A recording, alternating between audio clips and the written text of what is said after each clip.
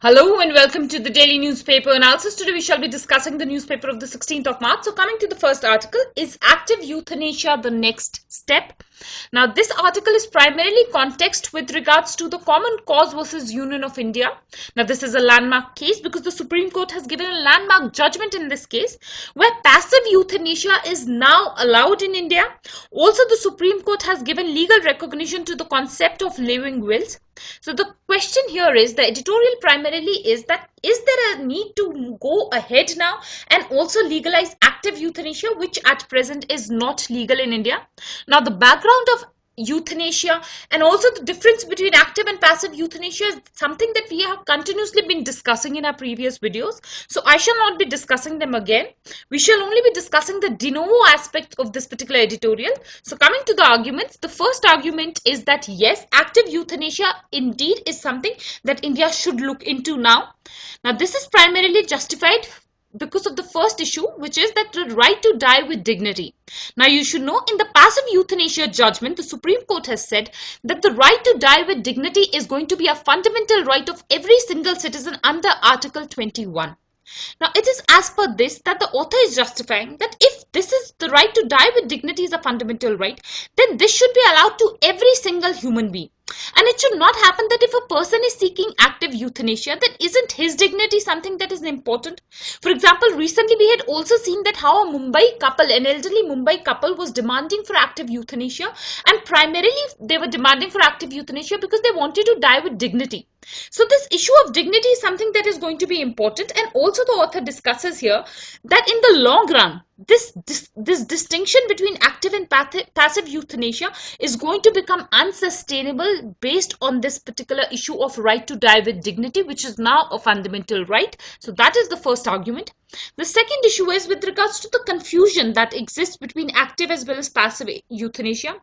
For example, if somebody is killing somebody, if somebody is conducting active euthanasia, then it is akin to killing another person. Whereas if somebody is going in for passive euthanasia, then isn't that also a form of implicitly killing?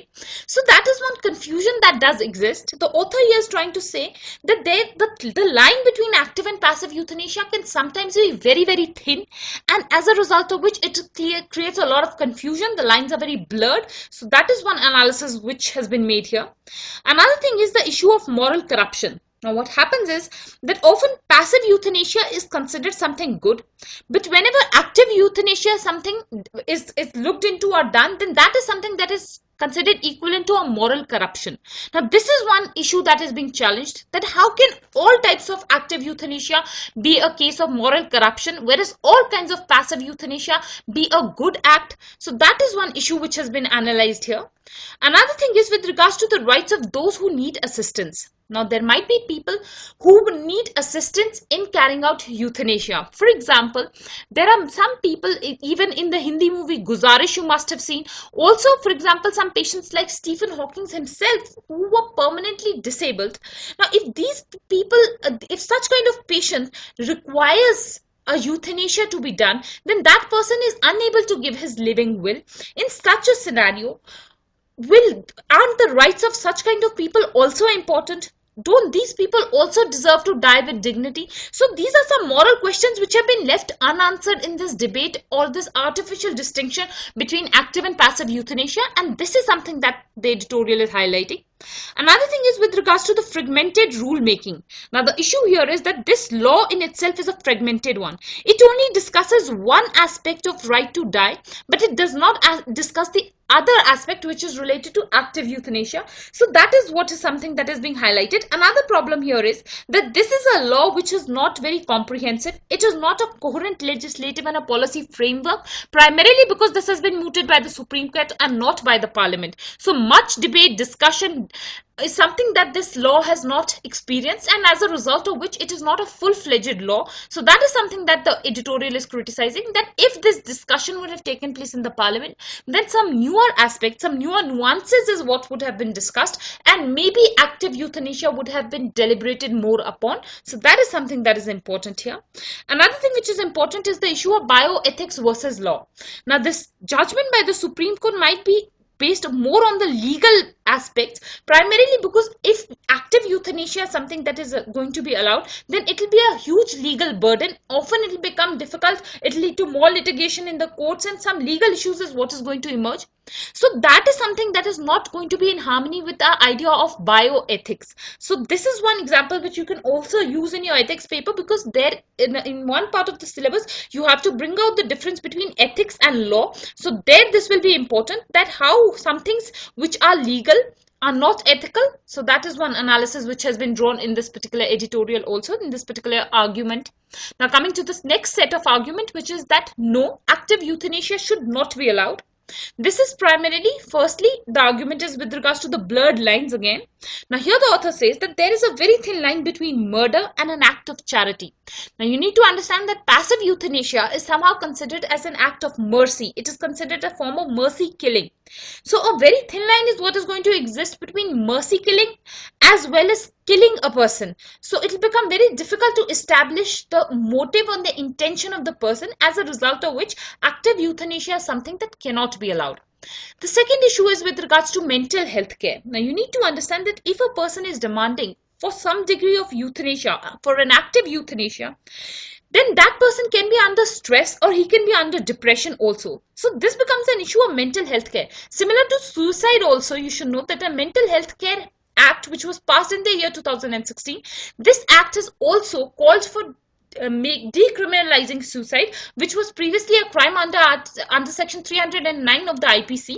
Now even suicide has been decriminalized. So in that context, what is being focused upon is that if a person is demanding active euthanasia, focus should be on providing mental health care to that person. Some sensitivity towards that person is something that is important, rather than accepting his demand. For example, even in the case of this Mumbai couple who has demanded for active euthanasia, it might happen that because of old age, because of loneliness, because of social outcasting of the senior citizens, these people are going into a form of depression which is causing them to demand active euthanasia. In that case, the state should rise up to the situation and provide them with the necessary support that is required, rather than allowing active euthanasia. So that is what has been analyzed here. Another thing what you need to know here is with regards to some Supreme Court rulings. Now in the year 1994, the Supreme Court, in one judgment, which was the P. Rathinam versus Union of India case, in this particular judgment, the Supreme Court said that the right to life also includes the right to die under Article 21. But this judgment was soon reversed in the year 1996. This was the Gyan Kaur versus the State of Punjab case. In this case, judgment, Supreme Court said that no, the right to life does not include the right to die. So at present, the status is that we do not have a right to die. We have a right to die with dignity, and it is under that right that passive euthanasia is allowed. But we do not have a right to die altogether, and as a result of which suicide is not allowed and active euthanasia is not allowed. And that is what is the argument which the author has made in this section. So that is something that is important. Now coming to the third set of arguments, which is that no, active euthanasia should not be allowed, primarily because it is a complicated issue. The first issue is that there is a need for parliamentary legislation on this. Now this set of editorial has largely criticized the Supreme Court for giving a hurried judgment in this regard. It is said that there was a need for a parliamentary debate on this issue, and only then a right judgment is what could have come. But this is something that has not happened. But still, even after the Supreme Court judgment, the Parliament should rise up to the occasion and should debate on this issue and come up with a legitimate law. So that is one analysis which has been given. Another thing with regards to active euthanasia is that it will result in culpable homicide. If a doctor is allowing or aiding in active euthanasia, then he will be liable to murder under IPC. So that is one issue that is important here. Another thing is that, as I mentioned before, that active euthanasia will increase the litigation burden. It will become very difficult to establish the intention of the doer. So that is something that is important here. Another very important analysis is what has been made is with regards to the deliberations from public. Now this is basically a judgment which has come as a top-down judgment rather than a bottom-up judgment, because the citizens have not debated on this particular issue. So what is important is that a public debate comes up. You should understand that the society in India is unique. Elderly and elderly care and the care of the ill is something that is a part of our culture. And in that scenario also, a specific model to India as something that should emerge, where rights of all sorts of people is something that is taken into concern. So a public debate on this issue is something that is important, and that is something that has been highlighted by the author here. Now, euthanasia is definitely one of the most important topics for this year. It is, I'm quite sure that it might replicate in the ethics paper. So indeed, this article is important from that aspect. Now, coming to the next article, the strategy of conflict. Now, this is primarily with regards to the India-Pakistan relations. Primarily, you should know that India-Pakistan relations are at the lowest. They are worsening. So it is in that context that this editorial has been written. The first issue that is important here is with regards to the current scenario. Now, some data regarding current scenarios, what has been given. It is said that indeed, we all know that there is an increase in ceasefire violations. There is an increase in the loss of lives, both of the military personnel as well as civilians. There is a destruction of civilian habitats that is taking place. Another issue is that the weapons that are being used both by India and Pakistan are now of a higher caliber. That is one issue. Missiles are something that are being used. Also, the scenario currently is that elections are something that are due in both the countries. In Pakistan, 2018 is the election year, and in India, 2019 will be the election year. So in that context also, the relationship are not improving. So that is something that has been analyzed. 3 strategies is something that has been discussed in this entire editorial. These are the 3 strategies which India has adopted over a different time span in dealing with Pakistan. So these strategies will also reflect the historical aspect of India-Pakistan relations. So that is something that is going to be important. The first strategy is where talks have been given precedence over bullets. Now, this was a strategy that primarily came into existence after the 2003 ceasefire line that was set between India and Pakistan. Now, what is important here is the ceasefire agreement came in the year 2003, and up till 2008, this agreement was a successful one. There was a stark decrease in infiltration. There was calm in Kashmir, and also ceasefire violation is something that reduced. So this was the policy that was being followed at that for this particular time period, where talks or negotiations were given more precedence over the bullets. Again, this policy was something that was repeated for a short time span between 2015 to 2016. This was the time when Prime Minister Modi actively engaged with his counterpart in Pakistan. So for some time, again, this strategy was what was followed. Now, some advantages and disadvantages of all the strategies is also something that we shall be discussing. The benefit of this strategy is definitely that there is peace on the border, there is calm on the border. So that is going to be the benefit. But the drawback here is that this often results in frustration and bitterness in India. India feels that its concerns are something that are not being responded to by Pakistan. Terrorism is something that still does not drop within India. So over these kind of this policy of only negotiation is something that is not being accepted by the citizens because of the frustration that they are feeling. So that is one drawback of this particular policy. Now, coming to the second policy, which is both of talks as well as bullets. Now, basically, this was a policy which was followed from 2010 to 2012 under Prime Minister Manmohan Singh. Now, this is a policy where there is a moderate level of talk as well as moderate level of firing at the borders. Nothing is an extreme. A balance is what is achieved. Now, the benefit here is that there is indeed some decreased level of escalation. There are comparatively less casualties. Also, there is less destruction which is taking place at the borders. But the drawback here is the political cost which the party had to pay.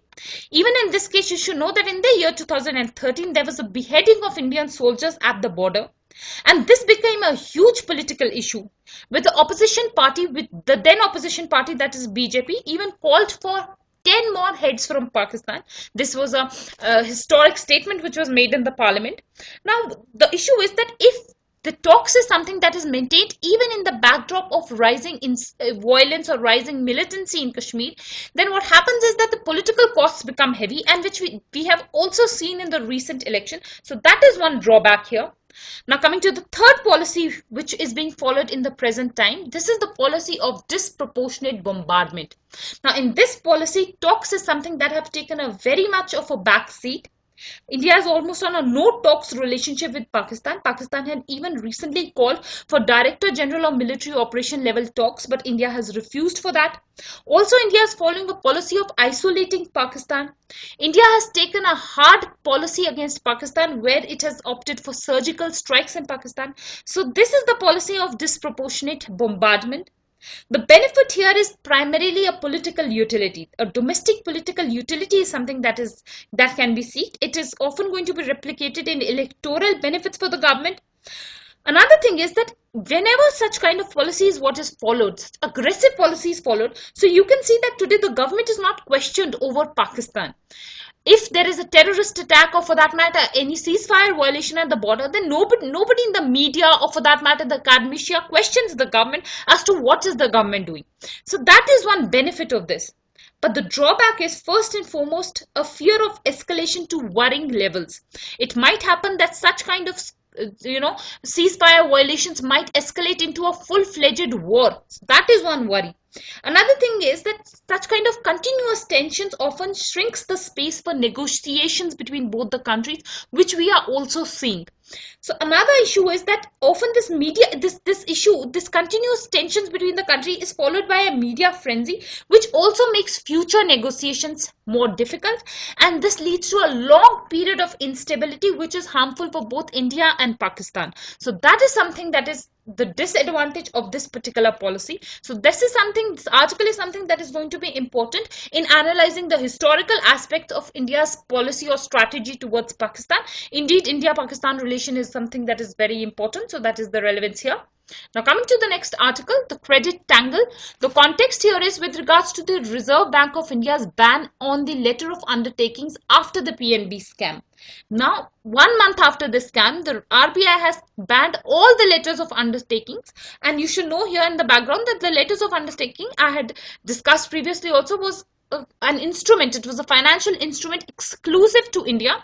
Under this instrument, a person could avail a loan in a foreign country if he had a letter of undertaking from an Indian bank, and this was primarily made to benefit the importers, the people who are importing within India, who were importing things to India. They could avail some credit in a foreign country. So that was the idea for introducing the LoU scheme. But indeed, the scam is what has happened, which is more than 12,000 crores. So in that context, the scheme has finally been done away with. Now, what are the issues involved? First issue is that this is a firefighting mode. This is a knee-jerk reaction. This is a post-event action, and that is what is a criticism against this. Why is it that our agencies are always in a reactionary mode? Why aren't they proactive in ever coming up with or discovering a fraud before the damage is something that is done? So this is one criticism which is being made even to this action of the Reserve Bank of India. So that is the first issue. Another thing is that this is going to have an impact on the business. First and foremost, as I told you, this was an instrument for the importers. So definitely importers are going to be impacted now. They will have less money to bring in imports within India. So that is one cause of concern for them. Also, imports will become expensive because under the LOUs, they could get cheap credits. Now they will have to avail more expensive credits, and as a result of which imports will become expensive. Another thing is the impact that it will have on exports. Now, how will this have an impact on exports is because for manufacturing a number of exports in India, the raw material are the imports. So if the raw material cost is going to increase because the cost of all the imports is going to increase, then in that case the export cost is also going to increase, and this is going to impact the competitiveness of the exports, and overall this is going to have a negative impact on the trade. So that is something that has been analyzed here. Another thing is the criticism of the Reserve Bank of India which is being done. Now the issue here is that since 1 month criticism is done against the RBI that RBI has failed to fulfill its duty of regulating the banks, but it is after 1 month that the governor of RBI has come in defense, and he has said that the RBI also has certain limitations. The RBI cannot regulate or cannot change the directors of a bank. It can only make suggestions to the bank. So that is one argument which the Reserve Bank of India has given. It has given its defense in not being able to stop this scam from happening. Another issue that is going to be very, very important is the issue of ownership neutrality. Now, what the RBI here has said is that RBI's power over private banks and public sector banks are different. In case of a private bank, the RBI has more powers, it has more regulation, but vis-a-vis public sector banks, RBI's powers are cut short of, as a result of which RBI has failed to perform its function on doing away with this scam. So that is one analysis which is important here, that the RBI has now asked the government to do away with this issue of distinction between private and public sector banks, and an ownership neutrality is what should be done or given to the RBI. So that is something that is going to be important. Another issue is that this case is something that is of punishing the honest. Now, these were the people, the general public at large, who were honestly following the law of the land. Now, the sudden knee-jerk reaction by the RBI is going to impact the importers, it is going to impact the exporters, and it is going to above all impact the consumers within India. So why should the honest people in India be impacted? So that is one analysis which becomes important here. Another thing which is going to be very, very important is that if such kind of instability in government policy is going to come, then this impacts the investor sentiment in the country, and that is another impact which the economy might face. So that is important analysis. Now, some solution is what has been given in this editorial. The solution is that instead of this kind of a sudden reaction, which is not much thought into, much deliberated into, a solution that should have been which should have rather the RBI should have rather adopted was that the RBI should have focused on tightening the norms and rather ensuring more safeguards to the LoUs itself, rather than altogether doing away with this idea of LoU. So that is something that has been discussed in this editorial. This is a de novo editorial which is largely discussing the RBI stand. So that is something that is the importance here.